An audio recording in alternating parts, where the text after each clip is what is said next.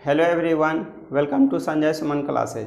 आज हम लोग देखेंगे how to crack SSC CHSL 2023।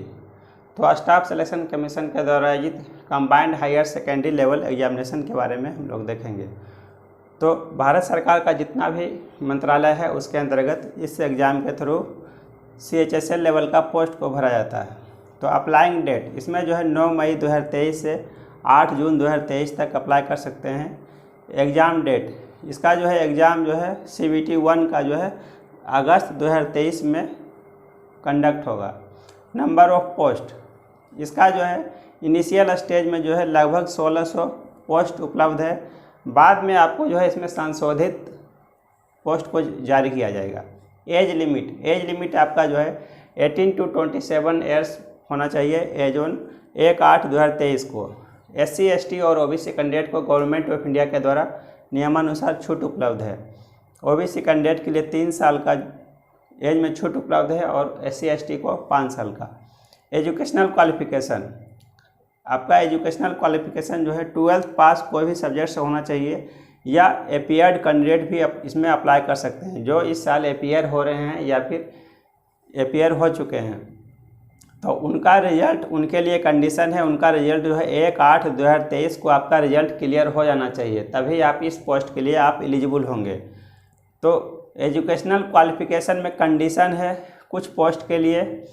तो for CAG comptroller and auditor general, ministry of culture, ministry of consumer affairs, food and public distribution में जो है डाटा एंट्री ऑपरेटर या फिर data entry operator grade A post के लिए जो है आपके पास जो है 10+2 इन साइंस में डिग्री होना चाहिए with math as a subject.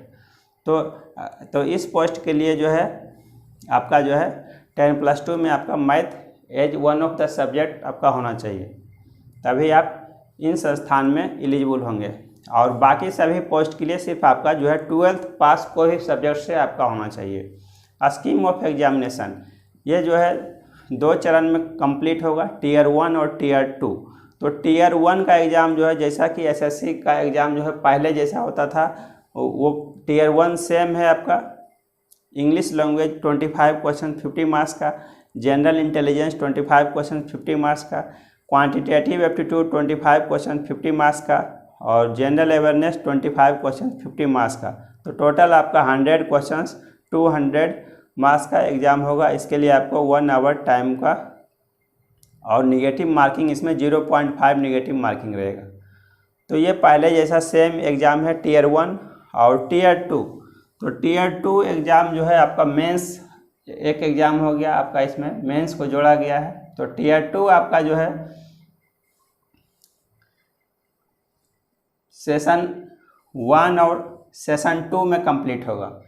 तो सेशन 1 आपका 2 घंटा 15 मिनट का होगा और सेशन 2 आपका 10 मिनट या 15 minute depending on the post के अनुसार जो है आपका 10 मिनट या 15 मिनट फिक्स रहेगा।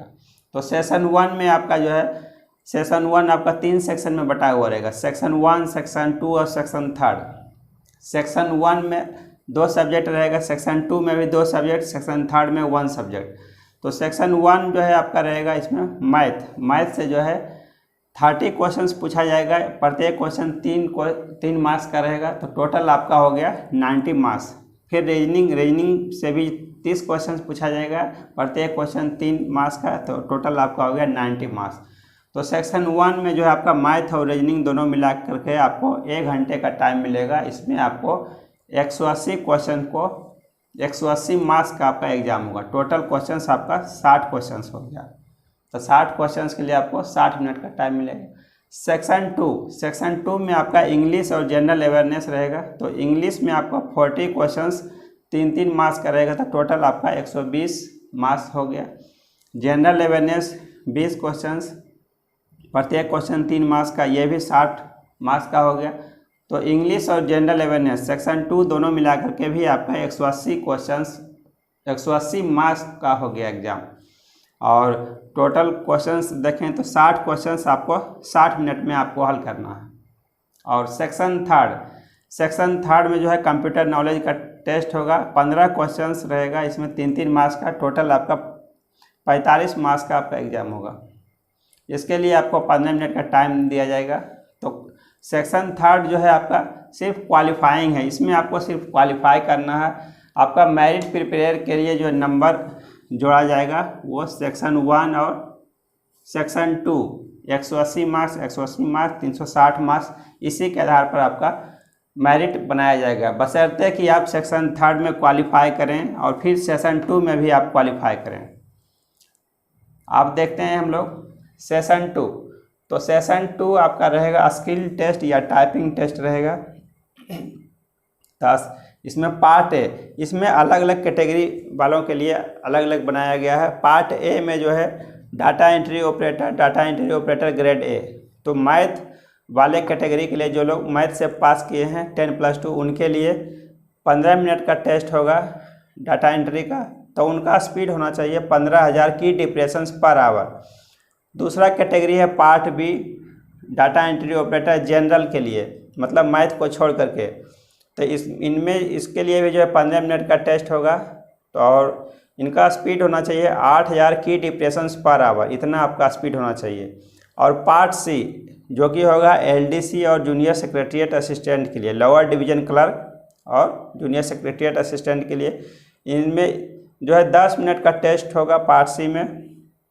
इसमें आपको जो है इंग्लिश में जो है आपका स्पीड 35 वर्ड पर मिनट होना चाहिए और हिंदी में आपका स्पीड 30 वर्ड पर मिनट होना चाहिए। दोनों में से कोई आप एक सेलेक्ट कर सकते हैं, इंग्लिश या हिंदी में आप टाइपिंग टेस्ट दे सकते हैं। तो पहले तो आपका इम्पोर्टेंट हो जाता है कि टीयर 1 में आप क्वालिफाई करें। तो प्रीवियस ईयर का कट ऑफ देखते हैं। तो आपका जो है कट ऑफ एसएससी CHSL 2022 का कट ऑफ देख लेते हैं। अनरिजर्व कैटेगरी के लिए 140.18 पिछले साल का कट ऑफ है।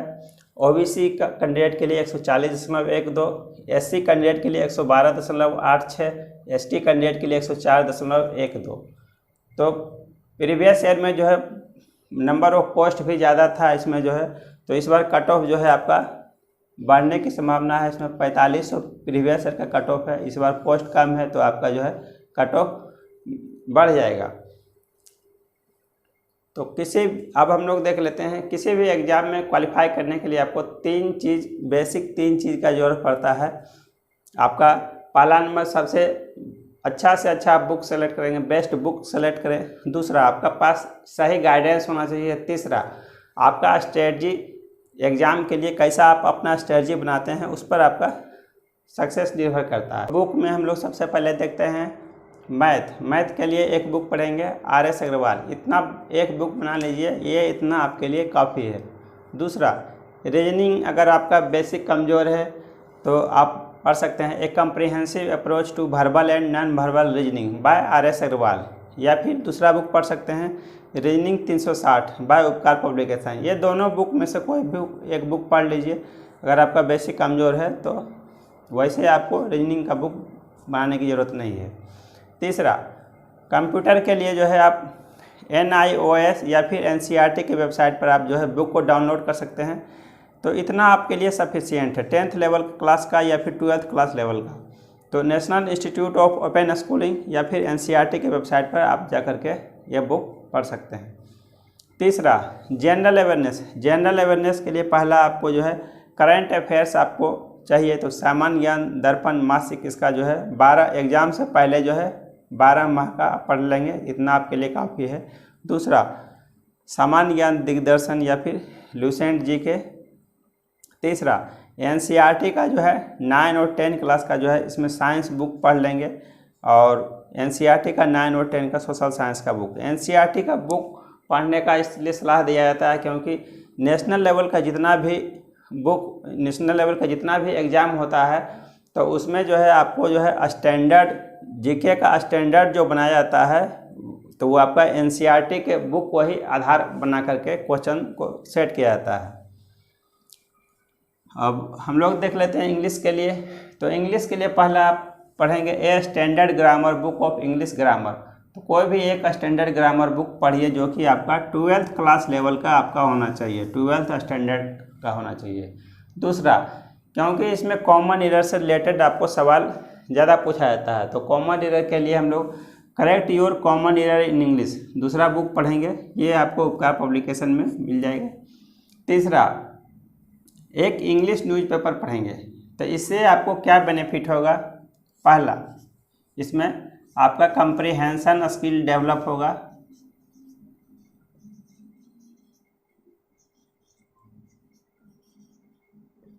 दूसरा, ये आपका वोकेबलरी इम्प्रूव होगा आपका।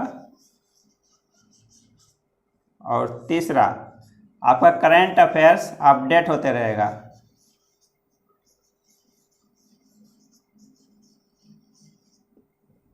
तो इसमें जो है आपका जो है एग्ज़ाम होगा, तो आपका टीयर 1 में तो आपका इंग्लिश सेक्शन है ही, टीयर 1।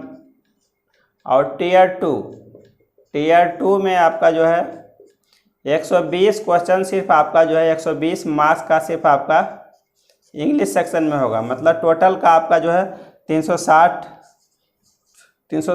मार्क्स का आपका एग्ज़ाम होता है। तो 1/3 नंबर आपका सिर्फ इंग्लिश सेक्शन से आ रहा है। और टीयर 2 का इंग्लिश जो है उससे आपका जो है इसमें 2 से 3 आपका कंप्रीहेंशन से दिया रहेगा, उस पर आपको सवाल पूछा जाएगा। तो इसलिए कंप्रीहेंशन का आपको प्रैक्टिस पहले से करना चाहिए। तो कोई भी जो आसान लगे, जो आपको समझने में या पढ़ने में आसान लगे, तो कोई भी एक इंग्लिश न्यूज़पेपर डेली पढ़िए, तो उससे आपका कंप्रीहेंशन स्किल में आपका सुधार होगा और वोकेबलरी आपका अच्छा से आपका इम्प्रूव हो जाएगा। इसमें एंटोनिम, साइनोनिम या भी कोई भी आपका जो है आप आसानी से बना सकते हैं। और करंट अफेयर्स भी आपका अपडेट होते रहेगा। तो ये तो हुआ बुक्स के बारे में। अब हम लोग देखते हैं अपना स्ट्रेटजी हम लोग किस तरह। तो अपना स्ट्रेटजी को हम लोग 2 भागों में बांटेंगे। पहला, 50% टाइम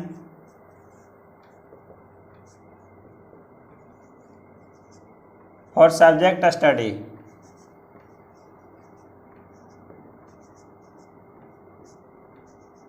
तो सब्जेक्ट स्टडी के लिए हम लोग 50% टाइम देंगे।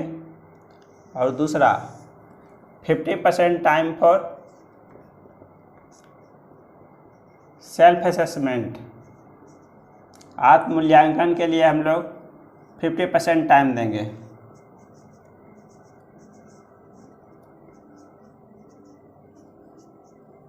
तब इसके लिए हम लोग अब देखते हैं सब्जेक्ट स्टडी के लिए। तो पहला, select 1 book for each subject.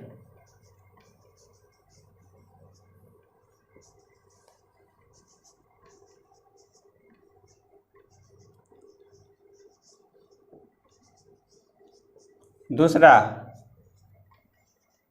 Read 2 to 3 times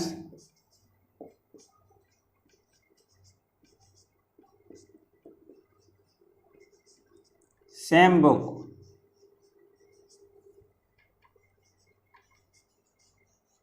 तीसरा, सेलेक्टिव स्टडी करना है, उसी को हम लोग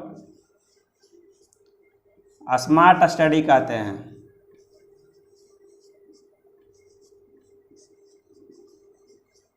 तो सब्जेक्ट स्टडी के लिए हमारा पहला स्ट्रेटजी होना चाहिए कि हर एक विषय के लिए आप एक एक बुक सेलेक्ट करें। 2 से 3 बुक इस तरह से आप सेलेक्ट करेंगे तो आपका कोर्स पूरा कभी सिलेबस आपका ख़त्म नहीं हो पाएगा। तो आप एक बुक सेलेक्ट करेंगे, पहला आपका यह स्ट्रेटजी होगा। दूसरा, read 2 to 3 times same book. उसी बुक को जो है आप 2 से 3 बार आप अवश्य इसको पढ़ने का प्रयास करें। तो आपके पास उतना टाइम नहीं मिलेगा कि आप जो है 3 बार पढ़ सकें, तो जो है कम से कम 2 बार आप इसको अवश्य पढ़ेंगे। तीसरा, सेलेक्टिव स्टडी करना है या स्मार्ट स्टडी करना है। तो एग्ज़ाम पॉइंट ऑफ व्यू से जो भी आपका जो है इम्पोर्टेंट है तो उसी को हम लोग सेलेक्ट करेंगे, तो उसको हम लोग सेलेक्टिव स्टडी कहते हैं या फिर उसी को हम लोग स्मार्ट स्टडी कहते हैं। अब हम लोग देख लेते हैं सेल्फ असेसमेंट। ये पार्ट हमारा कंप्लीट हो गया है सब्जेक्ट स्टडी। तो हम लोग अपना आत्ममूल्यांकन कैसे करेंगे, अपना टेस्ट कैसे देंगे कि हमारा सिलेबस कंप्लीट है या नहीं। तो उसके लिए हम लोग मॉक टेस्ट देंगे। तो मॉक टेस्ट जो है प्रीवियस ईयर का क्वेश्चन पेपर लीजिए,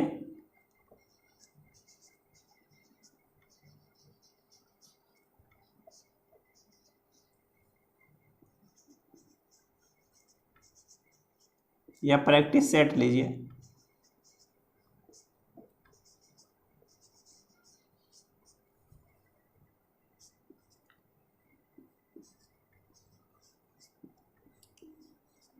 डेली 1 मॉक टेस्ट दीजिए।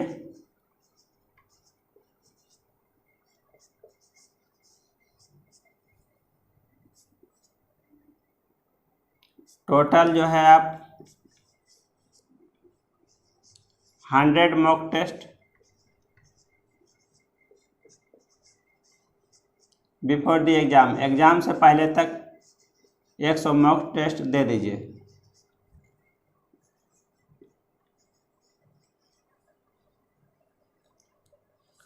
तो इतना आपके लिए काफ़ी है टीयर 1 में क्वालिफाई करने के लिए। तो जिनका टीयर 1 में अच्छा तैयारी है तो टीयर 2 का भी एक साथ तैयारी कर सकते हैं। एक टेस्ट जो है टीयर 1 के लिए दे देंगे तो और दूसरा टेस्ट टीयर 2 के लिए, तो 2 मॉक टेस्ट डेली बना सकते हैं। तो अब इससे जो है इतना टेस्ट देने से आपको क्या बेनिफिट मिलेगा? पहला, आपका स्पीड बढ़ जाएगा। डेली एक ही तरह का सवाल बनाएंगे तो आप कम से कम समय में ज़्यादा से ज़्यादा सवालों को हल कर सकते हैं। तो पहला आपका स्पीड बढ़ जाएगा। दूसरा, एक्यूरेसी, आपका ज़्यादा से ज़्यादा सवाल सही होगा। तीसरा, आप टाइम मैनेजमेंट अच्छी तरह कर पाएंगे। आप जो है टाइम को मैनेज जो है आप अच्छी तरह से कर पाएंगे। इतना टेस्ट देने के बाद ऐसा स्थिति नहीं आएगा कि आपका जो है एग्ज़ाम में क्वेश्चन छूट जाएगा। इतना प्रैक्टिस होने के बाद आपका स्पीड, एक्यूरेसी और टाइम मैनेजमेंट तीनों आपका बेहतर हो जाएगा। तो जिनका स्कोर नहीं बढ़ता है तो वो लोग जो है पहले आपका एसएससी एमटीएस प्रैक्टिस सेट पर प्रैक्टिस करेंगे। एसएससी का जो है मल्टीटास्किंग स्टाफ का एग्ज़ाम जो होता है टीयर 1 का, तो आपका सेम क्वेश्चंस उसमें भी general knowledge, reasoning, English, math 25-25 questions रहता है। तो जिनका स्कोर नहीं बढ़ता है तो वो लोग पहले इस पर आप प्रैक्टिस कर लीजिए। एसएससी का, एमटीएस का जो है प्रीवियस ईयर का क्वेश्चन पर आप प्रैक्टिस कर लीजिए। या लोग जो पहली बार इस एग्ज़ाम में शामिल हो रहे हैं तो उनके लिए भी सलाह है कि पहले आप जो है एसएससी एमटीएस का जो है प्रैक्टिस सेट सॉल्व कीजिए, तब उसके बाद जो है आप एसएससी सीएचएसएल का जो है प्रैक्टिस सेट प्रीवियस ईयर का क्वेश्चन सॉल्व कीजिए। तो इसमें आप जो है 80% मार्क्स आप लाते हैं तो आप इसमें आसानी से क्वालिफाई कर जाएंगे। तो इस तरह से आप तैयारी करेंगे तो आपका सिलेक्शन हो जाएगा। Thank you for watching.